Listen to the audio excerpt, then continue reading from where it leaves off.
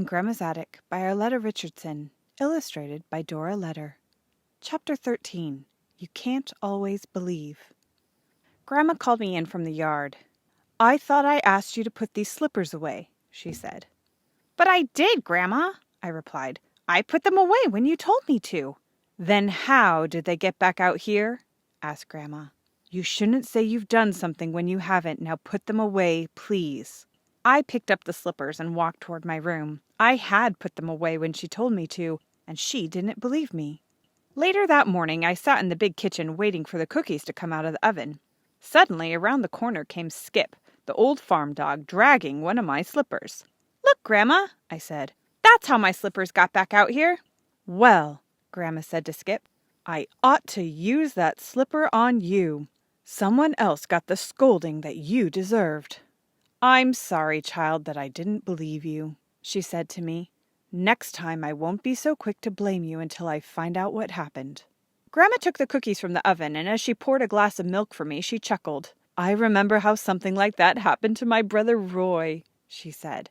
"It wasn't very funny at the time, at least not to Roy, but we have laughed about it since." "Tell me about it, Grandma," I said. Grandma slid another pan of cookies into the oven, then sat down at the table. "It happened when Roy was about 10 years old," she began. "It had rained all day Saturday and into the night. Sunday morning Pa called to Roy, who slept on the loft above the kitchen with Reuben. 'Roy,' Pa said, 'I think I told you to clean your shoes last night before you went to bed.' 'I did clean them, Pa,' he said. 'I put them right by the fireplace.' 'Well,' said Pa, 'they are by the fireplace all right, but they certainly aren't clean.' Roy scrambled down the ladder and stared at the muddy shoes in disbelief. 'But, Pa,' he began. 'Don't but Pa me.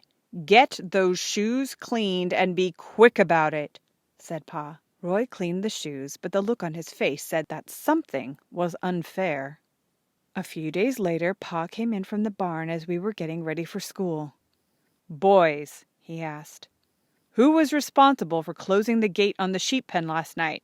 'I was, Pa,' answered Roy. 'And I closed it tight. I made sure it was latched.' 'Well,' said Pa, 'you can also make sure that the sheep are all back in the pen before you leave for school. The gate was wide open this morning.' After Roy had left to take care of the sheep, Pa said, 'That boy needs working on. He doesn't know what responsibility is anymore.' On Saturday morning, Ma went up to the boys' room to change the bedding. Under Roy's pillow, she found several crumbled cookies and an apple. At noon, when we sat down to eat dinner, Ma said, 'Roy, do you get enough to eat at the table?' 'Why, sure, Ma,' Roy said.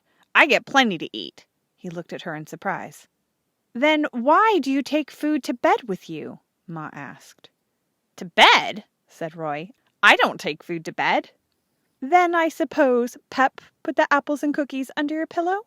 Ma replied tartly. Roy's mouth dropped open, but before he could say anything, Pa put down his fork and looked sternly across the table. 'Young man, it seems that nothing that happens around here is your fault. Now, if you don't straighten up and stop this foolishness, I'm going to have to take the strap to you.' Roy might have gotten that strapping to, except that quite by accident I helped him out. I developed a bad case of the croup, and Ma had to get up in the night to fix hot cloths and cough medicine for me. As she stood by the stove, she saw Roy coming down from the loft. He went to the fireplace, put on his shoes, and started for the door.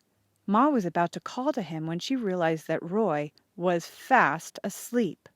The moon was full and the yard was as bright as day. Ma watched as Roy crossed the yard, opened the barn door, and disappeared inside. Before she could call Pa to go and get him, Roy reappeared, carrying Nellie's harness. He hung it over the fence, came back to the house, took off his shoes, and went back to bed. Roy was as surprised as the rest of us to learn that he had been walking in his sleep. Of course, Pa was sorry that he had scolded Roy for things that he didn't know he was doing. Ma put an end to the sleepwalking by moving Reuben's bed over the loft opening so Roy couldn't get down. Poor Roy, he was sure that someone was working against him. He was relieved to find out that there was a reason for it all. Grandma laughed and got up to brush the crumbs from the table. "It just shows," she said, "that you have to be careful about blaming people. You can't always believe even the things you see." End of chapter 13.